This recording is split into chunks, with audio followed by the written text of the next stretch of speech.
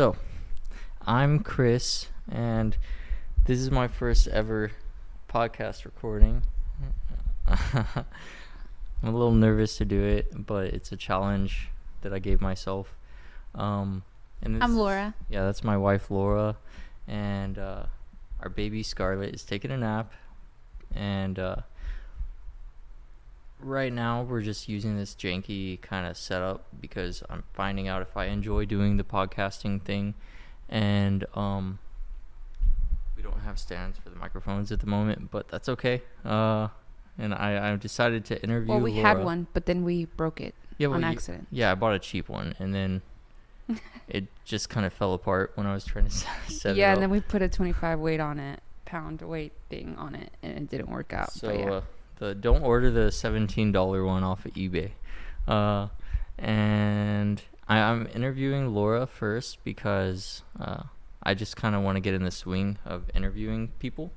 And she's my wife, so hopefully I'm more comfortable. Yeah, this is more like a test run as well. We Yes. can, get into more things later as we progress and get better at, speaking to the public, I guess. Right. But yeah, we plan on just talking to everyone about everything and just kind of,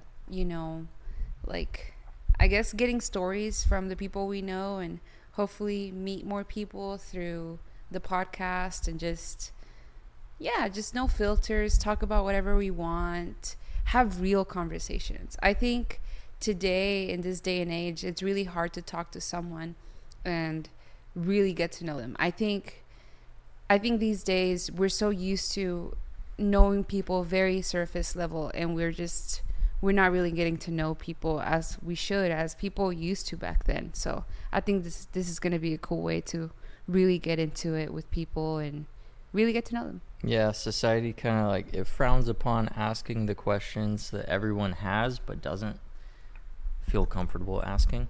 And I think the goal here is just going to be to dig into people and pry the answers to those questions out of them. And so you're the first subject. Yeah. So I know who you are and what you're into, but just for people who are listening, what are you into?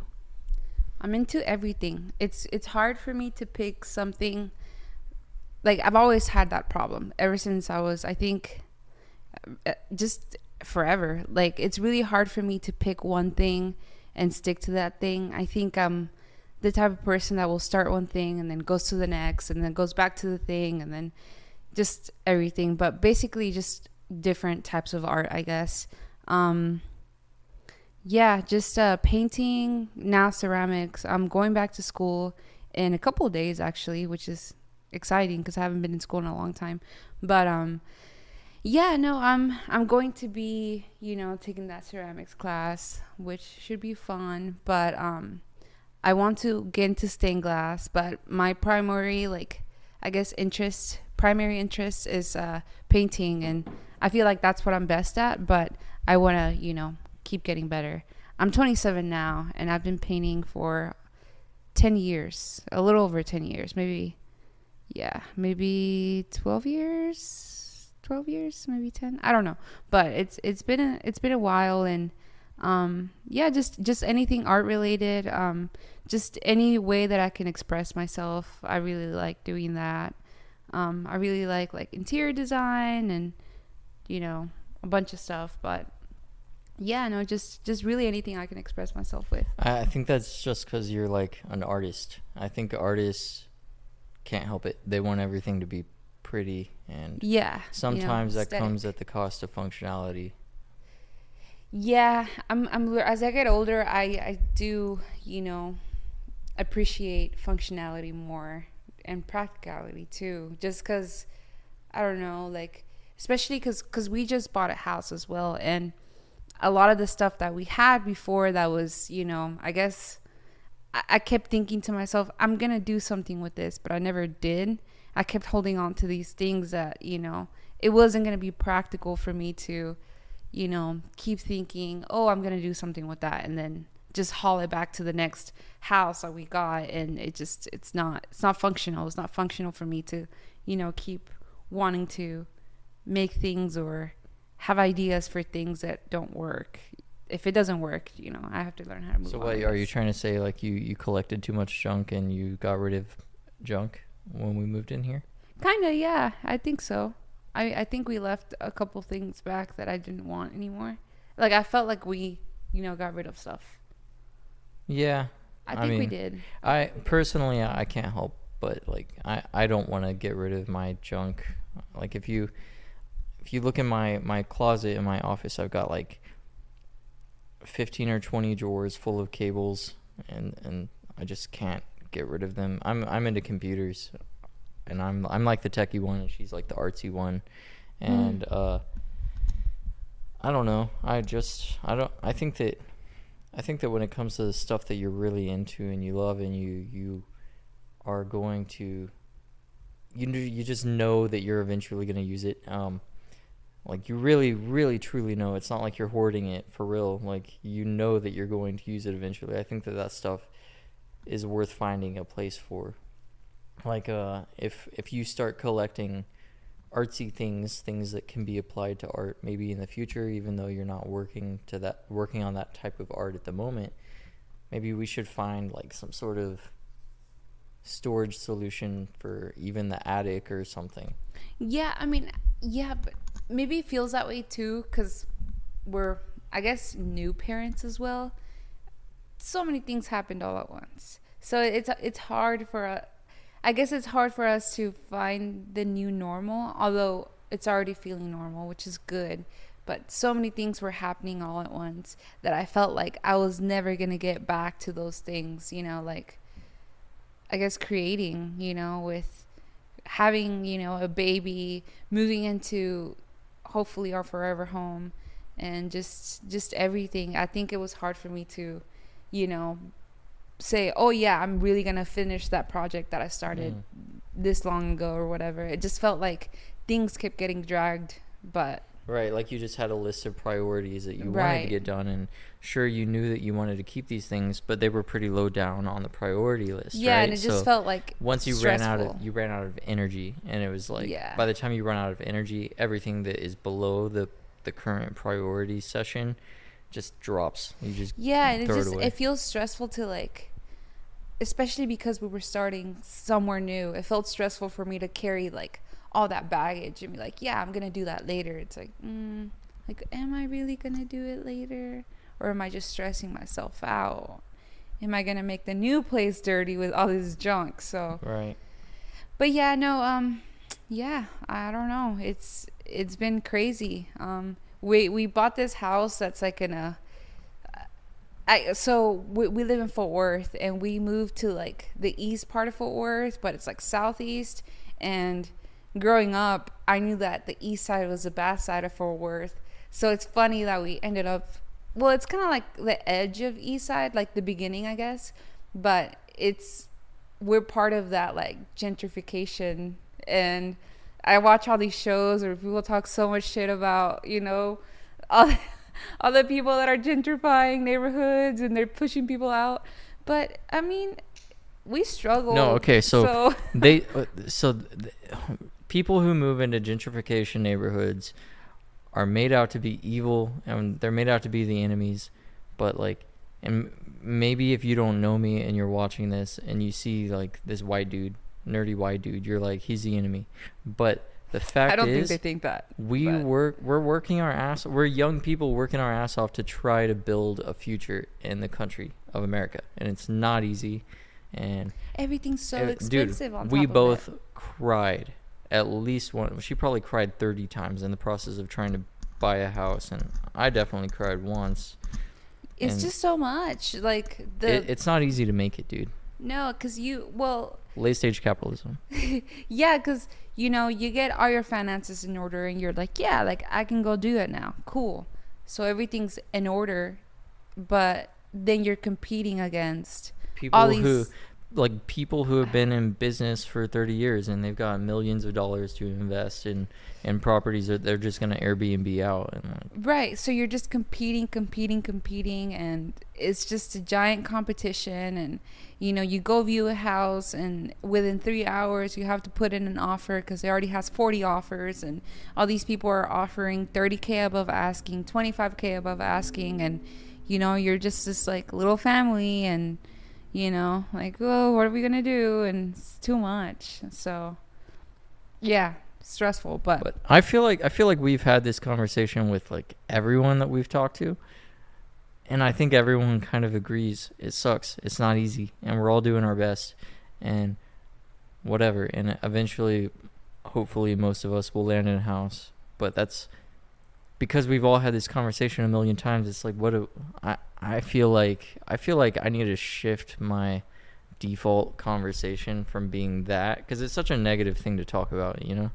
I feel like I need to like try to be more positive and like what I'm trying to focus on when making conversation with new people, or like making conversation in a new stage, or like this is a new thing for me and for you, obviously. yeah, but it's also the harsh reality. And, you know, like I feel like, I don't know, if we met someone new and they were in the process of beginning to maybe buy a house, and why not share, true. you know, why not share the ugly truth? Like, yeah, no, it's true. Because I mean, yeah, like I agree, maybe it's not something that, you know, we should, you know, be ranting about 24/7, but I do think that why not tell people if the subject comes up, I guess. Like, just let them know, give them the warning, like, dude, it's not easy. Yeah, because, well, also I the area we live in,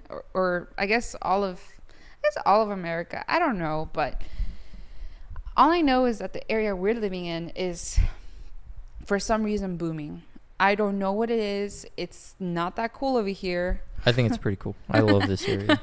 I mean, it's all right. Like, we we grew up here, so we went to, okay, so you know, we live in a gentrification area because we went to this brunch place down the street that specializes in biscuits, in hardcore biscuits.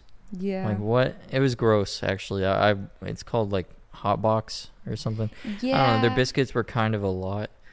Maybe if you're just like, their execution was poor, I think. yeah, Like, the idea was there. It's just so greasy. Like, I don't know. Like, but it was that type of too. restaurant, they're like extremely like hard, just Very trying to be hipster. extra, Very, and very like hipster. like, oh, look at our hot take on this generic breakfast item. It's such a hipster move to do, and to me that's an indicator that we are in one of those crazy neighborhoods. Yeah, but it's cool. I like it. I like getting to try new stuff all the I'm time. gonna turn on this light real quick. Okay. So Laura's turning on her favorite light in the house because she thinks that it's gonna make us look prettier and more orange. Yeah. I mean, it probably will, honestly, but you know, you can work the magic in editing. But yeah. So, Laura, tell everyone about your plant obsession. Well, I think I have a plant obsession, but it's not as bad. Other people are way worse. Mine's like very tame. I think. I want more, but the thing I struggle with plants is lighting, I guess. Like, I feel like I can never have enough lighting, like, no matter what. But then I see like other people that their plants are just thriving, and I know that there's plants of low light or whatever, but I don't know. I can never have enough light. Well, dude, okay, the problem is you go to Home Depot or you go to Lowe's or you go to Kroger and you're like, let's buy a plant. And then you go and you look at the plants and you see, like, you're, like, attracted to a certain plant. Like that plant is just your vibe. And you just no, but I always get plants that match our yeah, your look in the house and everything. No, not the look. The environment needs. I know, but like so I'm just talking about me personally. When we go to places that sell plants and we're trying to find a plant to buy, I'm I find that I'm always attracted to the plants that are not gonna do well in this house. Cause what is it? That's facing. So the sun, the windows in our house are like facing weird directions. Yeah, yeah, I'd say so. It's like our house is facing south. Right. Yes. Yes, our house is facing south. So all these windows are west facing and east facing. So that's north, east. No, west, east, north, south. Yeah. I'm not good with directions. I just know that she has talked Yeah, about so the weird sun we here. get morning light from that side and then evening light from this side. So eventually one day, cuz that's the thing. They tell you when you're a homeowner, you know, you're going to want these things and things cost money. Eventually, I want like some skylights in our vaulted ceilings here, but yeah, those ain't cheap.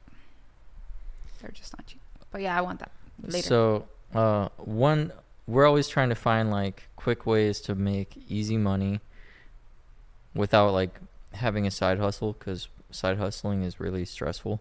But one thing that we're doing right now is looking at getting like solar on the house, because there's like this federal tax refund or rebate thing going on.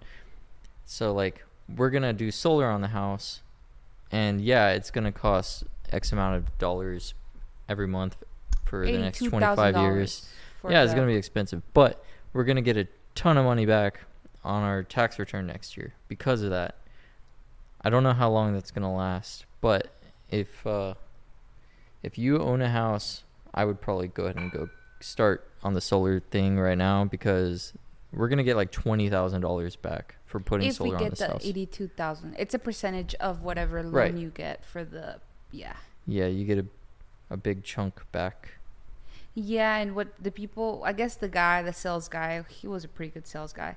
The way he said it was like, if you put that money into an investment, whatever profits you make off the investment or whatever, Which is true. Whatever That's money why you get back, you can pay your solar bill with that, and still have money saved, which was pretty cool. That's why he's a good sales guy, because he actually made it make sense to do the thing that he was trying to sell to you. It's an investment, yeah. That would be cool, because I don't know if you guys know, but what was it? Oh, I was pregnant the year that we had the blackout. The power, everything. Oh, ERCOT fucked up in like the winter time, and it was like so at that point in time we were living in a house that was built in like 1921. And so that was last year, 2021. So this house had just turned 100 at that point, and had like no insulation, and like the windows were warped. It didn't have like a slab foundation, it had a pier and beam foundation. So like when the power went out and we had like a gas fireplace, not even a full furnace, just like a gas fireplace, it was literally 8 degrees inside our house. Yeah, we had no power. Everything was just, it was horrible. We woke up like, it was pretty early. I think it was like 6, maybe 5 a.m. And we just got blankets and we just, covered up. But before that, we had already been, very cold, and we kind of had the feeling that something weird was going to happen. It happened. We ended up leaving. Oh, and then they said you had to boil your water before you could drink it. Yeah, because all the pipes, I guess, in the city were fucked. So, yeah. It was rough, dude. That was a rough patch. And then your mom didn't lose power like a single time. Yeah. I'm not really sure what is special about their area, but... Yeah, weird, but pretty cool. Anyway, we found a cool donut shop that day. We did. We really did. So if you're ever in Fort Worth on Hemp Hill, there's this place called Paul's Donuts, and it's right across from the police station. And I don't know, maybe that was strategic, but they have the best donuts I've ever had. It's insane, yeah, they're dude. super fresh. They're like so fresh. Like, you know how like you want your donut to be like fluffy and light and airy? You like, if a donut, and you either want it that way or you want like a cake donut, and that's like pure just density, and it's like super thick and spongy.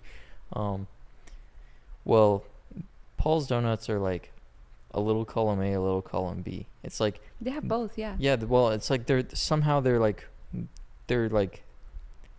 dense but airy at the same time. It's just hard to describe. And I don't know how also, they do they don't. It doesn't have that like. I don't know if you guys know this, but like, whenever you guys eat like sweets that are like, I don't know, like sweets like Miss what Mrs. Beard, Mrs. Mrs. Baird's. yeah. Or like donuts or like honey bun or like anything that's like in a package, you get that like weird aftertaste. I don't know what she's talking about. I've always had that, like, I don't know, it's like this weird aftertaste where like it feels like it was in a bag, like the dough was in a bag. It's, I don't know how to explain it. It's like weird. Like, I don't know if anybody else gets that or if I'm just weird. I don't know. I kind of get that when I drink like canned beer. I kind of it's like I can taste the can It's a little weird, bit. You know? but like, okay, so like other donuts to me from like donut shops, like, and I know that they make them that day, they taste like that to me too. Like only donuts from like donut shops. Oh, so it's probably the ingredients that they're It's using. an ingredient, but I don't know what it is. It's like when we went to that Bond place. Yeah, that was another big. Okay, so Fort Worth is also like it's a hub for like Mexican culture in North Texas. Hmm. Like Well, really all of Texas. heavy, that's yeah. a Well, lot. all of Texas, yeah, sure, big but like cities, as yeah. far as like North Texas goes, I think we have the highest density of Mexican population and culture, right? No, No? no. Where? San Antonio's like. That's not North Texas. What about Dallas? Dallas has a lot of Mexicans too. Does it? Yeah. Are you sure? Yes. More than Fort Worth? I don't know. I mean, Okay, I guess we gotta look up the stats. Yeah, okay, so guys, we're gonna 'cause- we'll if I ever post this podcast on the internet, I will look up the statistics and I will post them, and one of us will be right and the other one will be wrong, and it doesn't matter who's right. Laura will say she was right.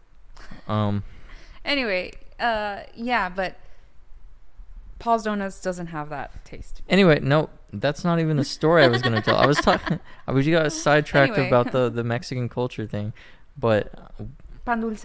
yeah, they've got like all these Mexican like bread shops, pan dulce, panaderia, Panadería. panaderia. Panadería. You guys will learn that I'm doing my best, okay, and I'm not very good at being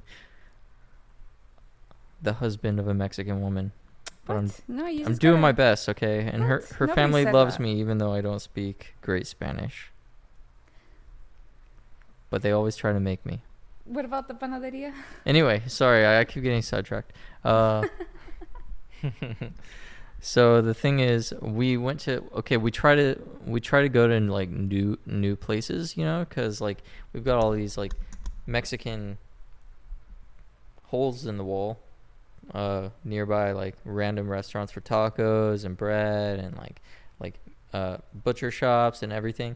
So we try new ones all the time to see, you know, where the hot spot is.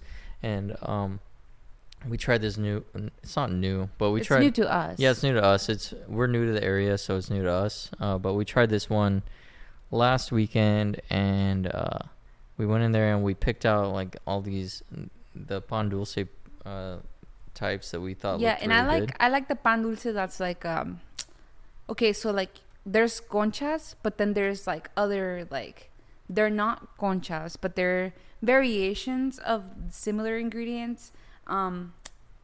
They're like a cuerno, and then there's like this other like seashell looking one that would be also be a concha.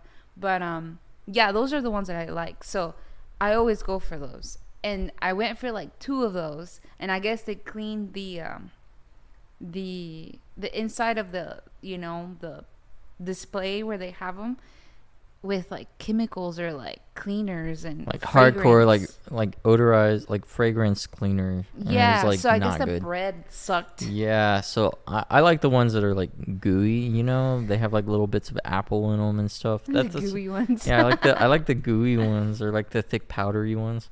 But You do. He does. all of ours tasted like soap, and not just soap, like like clean- fragrancy. Yeah, it was gnarly, dude. Yeah. It was like Not it was good. like every bite you took had the aftertaste of like a Fabuloso or something. yeah, fabuloso. It was pretty gross. Pine Sol or something. Yeah, that was so. you know, Pretty weird more experience. cancer coming our way. But yeah, so that's That's it. our panaderia Yeah. story. Yeah, this is a great story. But yeah, no, we're constantly trying to like go to new places, and because we also lived in Denton prior to this, so we lived in Denton almost 3 years ago now. 3 years ago, we lived there for 2 years. Technically, we moved away from Denton on April 20th of 2020. No, 2019. Mhm. Wait, what? No, 2020. 2020. 2020, yeah. Yeah, Yeah. so almost 2020. So a little over 2 years ago. yeah. Right. And then we lived in Denton for just 2 years. I worked Right. at UNT. Yeah. So because we moved over here, well, we moved back to Fort Worth like pandemic time, like super pandemic time, and like we had a hard time because, well, not only were we back to where we grew up, but like just to a different area, and all our friends stayed back in Denton, but nobody was really hanging out because of the pandemic. And like it was still a weird time where you couldn't really go to restaurants or whatever. It was just weird. So I feel like now, I mean, COVID is still a thing, but I think now, especially with the baby, we're starting to get out and about, and like getting to know the area that we live in, and trying new places, and getting to experiment with new flavors and things. So it's been fun. He also changed jobs recently, so Yeah, so I was working for Fort Worth ISD, and they weren't really paying the industry standard. And I've got some friends on the inside still, and they've told me that Fort Worth has reassessed salaries and concluded that they're paying over the industry standard. So, do you want to get into the drama though, or no? I mean, if you think it would be fun to talk about. I mean, But I gotta finish the thing that I'm saying first. Basically, I left because they didn't pay the industry standard, and I quickly found a job paying the industry standard and working from home. So I get to work from home and see my baby and my wife all the time, and that's cool. pretty awesome, honestly. I feel like it just got to the point where he was also bored at the other job, and now he's actually being like Challenged. stimulated. Yeah, which is good for Yeah. Oh, I'm for a you. systems administrator, so I just play with computers. And you would think that in a job with very low demands, a systems administrator would have fun because they get to do whatever they want. But there's something about having pressure put on you by your workplace that makes you a little more ambitious, I guess. And I had a lot more freedom in Fort Worth ISD, but I got to a point where I didn't even feel like exercising, and I just kind of like chilled at my desk and waited for things to roll in. Seldom did they, but Well, you're also the type of person that like puts a lot of stress on themselves. So if you already like kind of do that, and then you're in a place where that's kind of encouraged, then for some reason you tend to have more fun. But also this is just a different job, I feel. Like the people are just different. They're Mhm. very like supportive, they're understanding. Very Yeah. different place. company I work for now is called Home Care Home Base, and they make software for home health and hospice. And it's a Well, really yeah, it's more of a company. yeah, it's a cool company and a good industry, and it feels like a secure place to work. But they pay more than the school district did, and the school district likes to try to shaft you every chance they can, believe it or not. The state is not very nice. It's so weird though. Like I don't get that. Like why would they do that if it's not their company? Like if your current job did that to you, I would understand that, because there's someone on top that wants to save their money. But in like, okay, the government. They don't. The listeners of the podcast don't know the whole story though. Well, I know, but no, but So I mean, we most we people. gotta tell the story. No, well, do we really want to do that? Yeah. Okay. So So maybe let's not tell them the whole story. But anyway, you guys know that like teachers and different people, they don't get paid enough. Why would everybody already knows that? Oh, The baby's crying. You guys want to meet Scarlett? Here, let me go get Scarlett.